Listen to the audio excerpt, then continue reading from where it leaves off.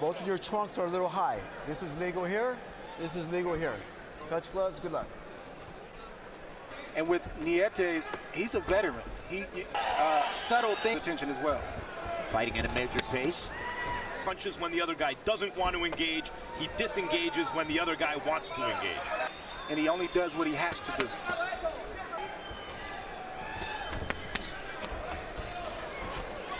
You can see that Rebecca is trying to get to the body with wide ringing shots. He's a very aggressive fighter. He has a... Nietes misses with the right upstairs. That's a really good combination to the body that Rebecca landed, especially the right hand. Advice and help from Freddie Roach, but he also got some good rounds in with Brian Valoria, but fought a great fight. It was a great fight at that point. United States Olympian, brilliant prospect coming out, has had a bit of a hard luck career. A popular fighter when he turned pro, an Olympian, an offensive fighter, a crowd pleaser, a good personality. That's a veteran tactic and a veteran move. So great, Andre, that you cited the subtlety of it. I was just getting ready to say, by Nietes, who doesn't have to do much. To slip and picked a punch with his left glove. He landed a jab right when, very crafty guy.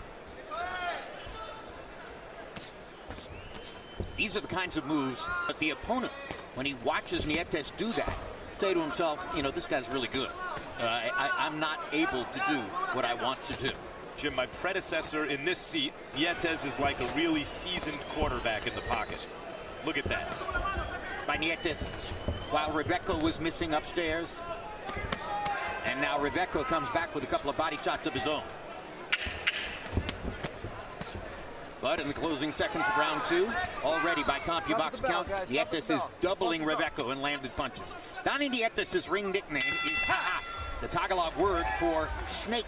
You know, I bring this metaphor up from time to time. And the most interesting games are the master against the expert, because you see the subtle differences. The way he picks punches, the calmness in the pocket, the countering, the pacing.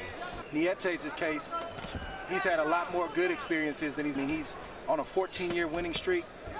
Filipino champion in boxing history. That's for a reason. The fact is, if you're a long-reigning belt holder, chances are you're going to have an off night. Absolutely. World-class opponent without a lot of fanfare. You can come in underprepared, or you just didn't have it that night, and Nietes hasn't had that. Consistency in this game. We get excited with the shooting star, but show me the guy that has success against top competition over an extended period of time. That's the guy that gets me excited. Under 2017. But as his experiences with Srisaket Sorung Visai show, the world of boxing, there's somebody out there who has your number. And Tito Gonzalez could never have really known. They tend to age very quickly once they hit about 30. He's a very good fighter. Keeps the fight where he wants it, you know. His ring generalship is... Then there can be very few. In a very specific way. He doesn't remind me of Andre, as he dictates what's happening. He frustrates his opponent with a rhythm that upsets his opponent. In that respect, he's very much like Andre, I think. If you know anything about Reveco, like we mentioned earlier in the telecast, Reveco throws a lot of punches and he's aggressive. But you see Nietes, who's the consummate professional, he's the veteran. His nickname is Snake.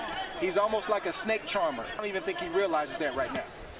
And yet Nietes is right in front of him, and he can't land the punches. Throw just a little bit more each round until he gets the shots that he wants to get, and you'll look up and he'll either score a knockout, or you'll look up and the fight will be over and he's won most of the rounds. That's how it goes. I don't know what the booing is. Boring fight, a little bit one-sided, obviously, but they're seeing a lot of it here. And it's not as though he's not moving his hands. Punches are flying. The boxing cultures that spawned the fighters on the card, they expect to see aggressive fighters with an offensive bent. That's what they're used to. More risk-taking. Exactly. If I had to guess, I think Reveco is thinking right now that everything I heard about Donnie Nietes is true. Louder in round 8 and 9. I like what, I mean, I don't know. I see two guys throwing punches. Look, here comes Reveco. His hands are moving. Nietes' hands are moving. They're just also both playing defense. Right. Good fight so far. Once again, Nietes ducks and slips a few punches and sneaks in a left hook. Under attack, he stays calm the whole time. And for the young fighters watching at home, that's something to look at. It's not always the flashy defensive move under composure. Excuse me, keeping composure under fire.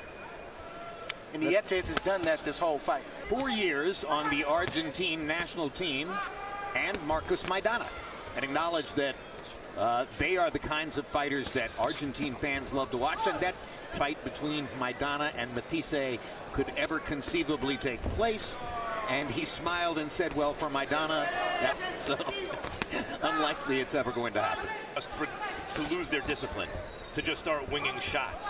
But it's actually a remaining discipline, even when their opponent... And it's tough to give Reveco some type of game plan right now. He can't box on the outside. If he comes inside, Reveco's in a real tough spot right now in this fight. Nietes is hard to hit. To be, but Nietes is comfortable inside. Stop at the bell, guys. Stop at the bell. Los Angeles looking at a couple of 112-pound fighters. The guy in the purple trunks in the division. Hard left hook by Nietes. Follows it up with a two-punch combination. The master versus the expert, you know, in order to establish his rhythm. Yeah, that's that's his rhythm. That's how he gets himself going. It's almost like a telegraph where he'll stick a jab out, slow down. A jab to the stomach just to let Reveco know, I see what you're doing, and I'm not going to let you get revved up and get started. Reveco's doing the right thing right now. He's going to have to fight, but he had to eat 5 or 6 good punches just to get in position to throw. Well, the difficulty with Plan B oftentimes is it involves some selling out, and it can hasten the fighter's demise. In order to give themselves a chance to actually win, they have to... This is actually Reveco's Plan B. This is a fighter, and he's aggressive, and he likes to throw a lot of punches. He was to lay back and try to think with a master thinker, and that's where he went wrong. This round, this is who Juan Carlos Reveco really is. One of James Toney's favorite expressions, too. Reveco got hurt with something at the end of that round. Here's a replay. Here we see Nietes squat down. He's looking. Short right hand, missed the left hook, but that right hand had Reveco out on his feet. He's out right now. And Nietes knows it, and he's coming back after this round to try to finish the show. And now the between rounds clock has stopped. Short right hand from Nietes right on the button. See, his balance is shot. His legs are gone. That's why he's running like that, to try to get his leg. But watch the veteran. He's going to start to pick it up. But now Nietes has a sitting duck in front of him. Yeah, and I think this is highly questionable for the California Commission. Come to me. Come to me. Come to me. His corner's allowing him to continue.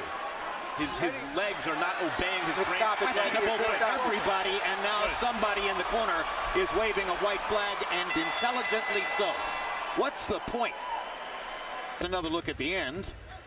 So Nietes knows that Reveco's hurt, so now you start to see him put some power behind those punches. He commits more knowing that Reveco's hurt.